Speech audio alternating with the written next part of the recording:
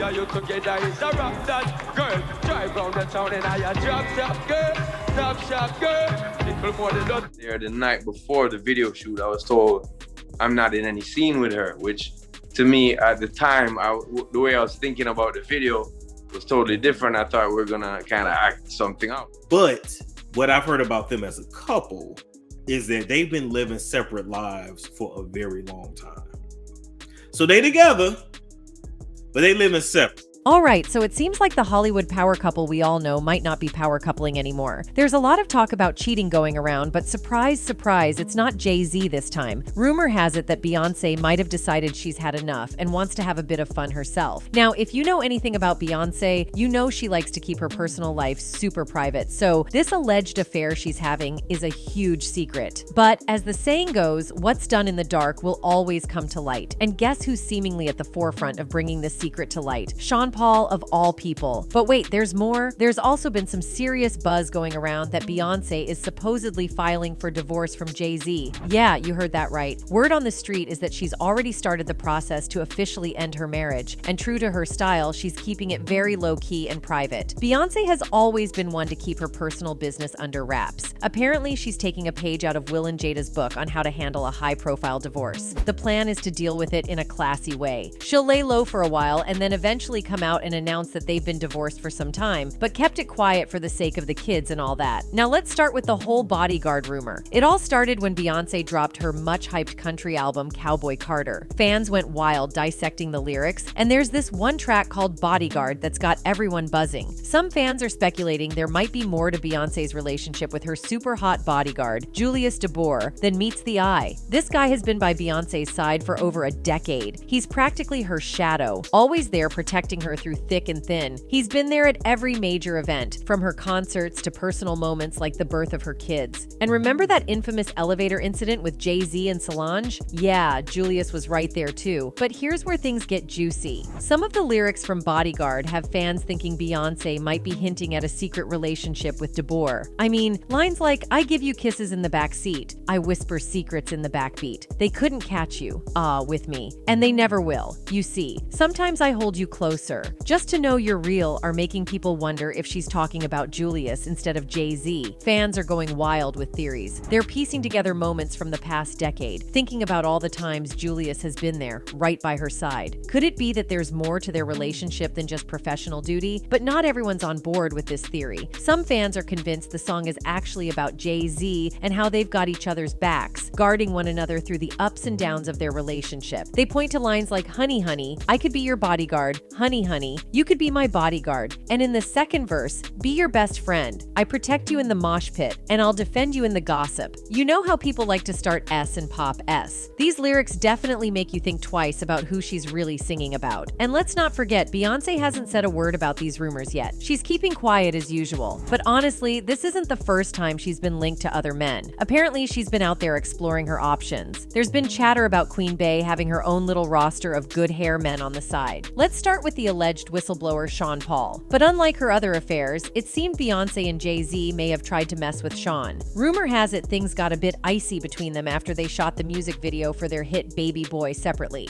There the night before the video shoot, I was told I'm not in any scene with her, which to me at the time, the way I was thinking about the video was totally different. I thought we were gonna kind of act something out. Shawn Paul himself decided to set the record straight on why he stopped performing Baby Boy with Beyoncé and whether there was any truth to those juicy rumors. During an interview with the Daily Beast, he admitted they didn't exactly hang out, but he had mad respect for her music and her stunning looks. So when Queen Bey reached out for a collab, Shawn was all in. He thought they were gonna drop an R&B vibe, but it ended up being a dance hall banger. Despite the track's massive success, Shawn Paul revealed he only got to perform it with Beyoncé 3 times, and that kind of bummed him out. While chatting about the whole performance dynamic, he mentioned how some of his longtime crew suddenly became fans after just 3 performances with Beyoncé, which kind of blew his mind. He recalled one of those gigs being at Reggae Sunfest during the 2003 Rock the Mic tour. Now, Queen Bey wasn't on the tour every day, but she'd pop in on certain dates to do her thing, usually belting out Crazy in Love with Jay Z. But here's where things take a weird turn. The second time Shawn and Beyoncé were set to perform together, things got funky real quick. Shawn was in LA doing his thing when he got word they were gonna link up for Baby Boy. So he rushes over, the crowd goes wild, but then something feels off. Despite him giving it his all, he couldn't feel the energy from the crowd, and that's when it hit him. Someone had messed with his mic. Backstage, his own crew was fuming, telling him they couldn't hear a word he was saying out there. Basically, his mic got straight up sabotaged. Now, the first time it happened, Shawn brushed it off as a glitch, but when it happened again, he knew something fishy was going on. Shawn had another performance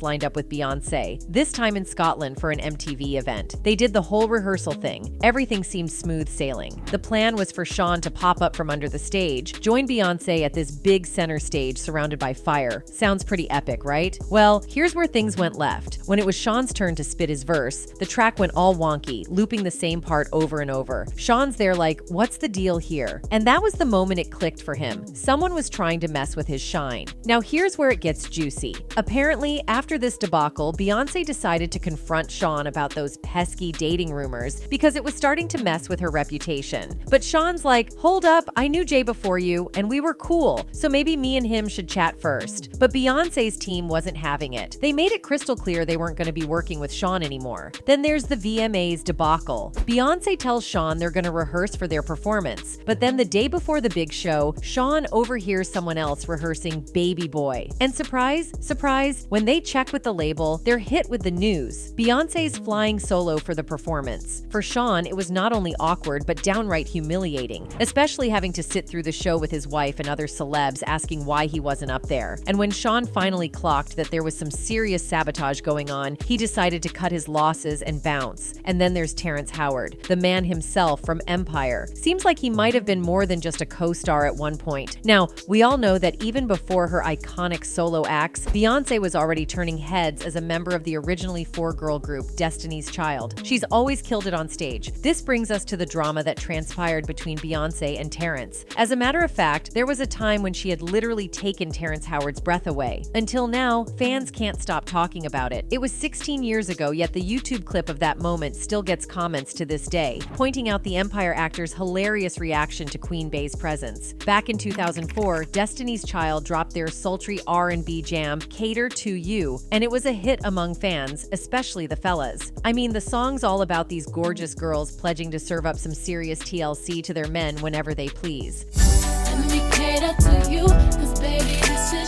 But rewind to 2005 and things were a whole lot different. Remember when Destiny's Child slayed the stage with Cater to You at the BET Awards? Those girls were on fire, dressed to the nines in elegant nude brown dresses that hugged every curve. And don't even get me started on Beyoncé. Folks were straight up mesmerized by her beauty, with YouTube commentators still swooning over her looks to this day. Now here's where things get juicy. The girls were looking for 3 lucky dudes to join them on stage for a little catering special. And who does Beyoncé pick? None other than Terrence Howard, who happened to be sitting right next to her parents. At first, Howard was all smiles, but as the performance went on, his expression shifted. It's like he became totally hypnotized by Beyoncé's performance. Things reportedly got steamy after that, with rumors flying left and right about them being an item. But then, just as quickly as it started, it supposedly fizzled out. Also, when Destiny's Child was making waves, they bumped into NSYNC quite a bit at those swanky entertainment events. And word on the street was that Beyoncé and Justin Timberlake might have shared a steamy moment or two at one of those star-studded soirees. There's more. Remember the 2000 MTV VMA Awards? Beyoncé and Cisco showed up twinning in matching outfits, sparking rumors about their super close bond. They were practically inseparable, fueling speculation about just how tight they really were. And then there's Marques Houston. They go way back, like back to their teenage days before the fame train took off. Rumor had it they might have been more than just buddies, especially since Marques saw Beyoncé's star quality early on and wanted to team up with her. But according to him, they were strictly friends. Guess we'll never really know for sure. And let's not forget Pharrell Williams. Seems like they were pretty smitten with each other for a while there. Looks like Queen Bey had her fair share of love interests. Now, there's some gossip making the rounds suggesting that Beyoncé's divorce plans might not be all about saying goodbye to Jay Z. Some folks are saying there's more to it than meets the eye, like Beyoncé trying to keep her own secrets under wraps. It's not just Jay Z's closet that's getting a spotlight on its skeletons. Beyoncé's got her own set of mysteries too. I mean, let's face it, her journey hasn't been all smooth sailing. She's had her fair share of drama. One of the whispers making the rounds is that Beyoncé might have a habit of taking songs from songwriters without giving credit where it's due. Tiffany Red spilled the tea about this and shined a spotlight on Beyoncé for allegedly taking credit for songs she didn't actually pen. For those of you who don't know, Tiffany is basically the behind-the-scenes powerhouse who has penned hits for some major players in the music business, like Jennifer Hudson, Fantasia, Tamar Braxton, and even wrote Zendaya's banger Replay. Plus, she's got Cassie's back too.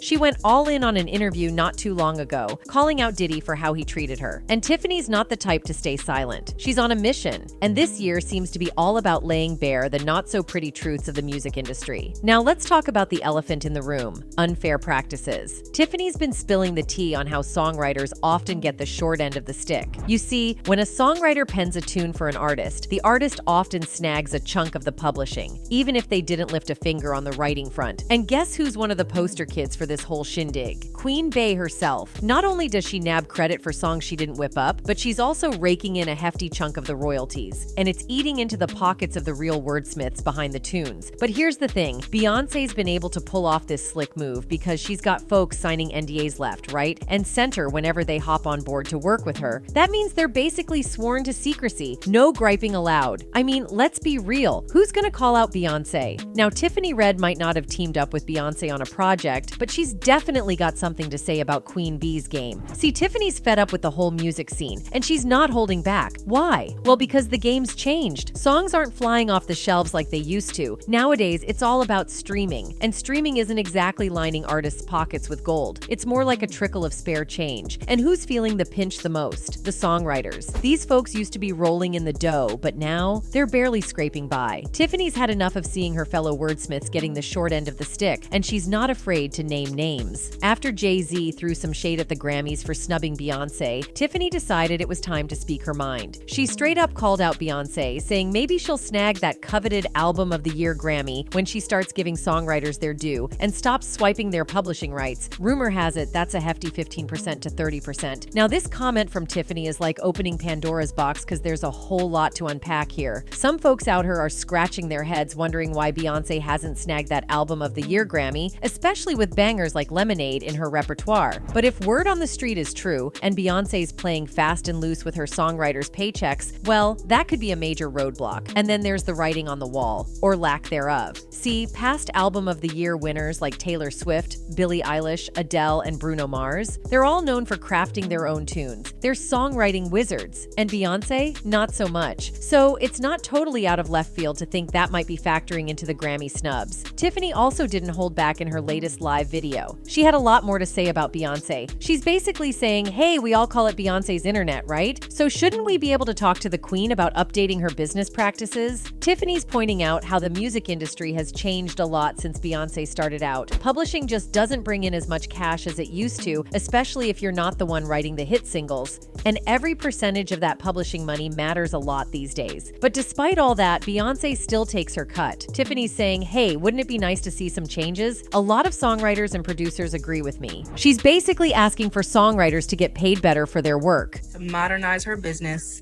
and pay songwriters a livable wage. It's not too much to ask. She made $579 million off that Renaissance tour. Ask the writers how much they made. Tiffany kept going, and she was talked about how she heard Beyoncé's song My Power in the car, and the lyrics got to her. They're all about not letting anyone take your power. But then she's thinking about all the songwriters who've written for Beyoncé. Whose power? In a way, she cited Break My Soul as an example, and how many songwriters' souls have been broken because Beyoncé takes their publishing, which is basically all they've got. Watching Beyoncé get even more famous and richer off the lyrics they wrote, but the writers are left with nothing. She also mentioned freedom and says it's not really freedom if you're not getting what you're owed. Tiffany respects Beyoncé's talent, no doubt, but she's calling her out for being a bit of a hypocrite. All these lyrics about liberation, but the people who write them aren't getting paid fairly. You won't break my soul. And then I think about how many songwriters' souls have been broken as this woman has taken the publishing, which is the only thing that they have. They're publishing in a big chunk too. So Tiffany kept going, explaining why she called out Beyoncé. She basically said Beyoncé is like the Michael Jackson of our generation. You know, huge influence and all. She talked to someone whose friend worked on Beyoncé's Renaissance record, which is a fan favorite. Turns out the song was written 6 years before Beyoncé got it, but she still took 25% of it. Then she mentioned another writer who contributed to one of our favorite songs, but his credit wasn't right and his business got messed up. Beyoncé even went on tour with that song last year, using someone else's vocals without giving them proper credit. Tiffany pointed out that people who work for Beyoncé don't speak out because they're all under NDAs. That's just how she operates, keeping everyone silent. The reason why people who work for Beyoncé don't talk is because they're all on NDAs.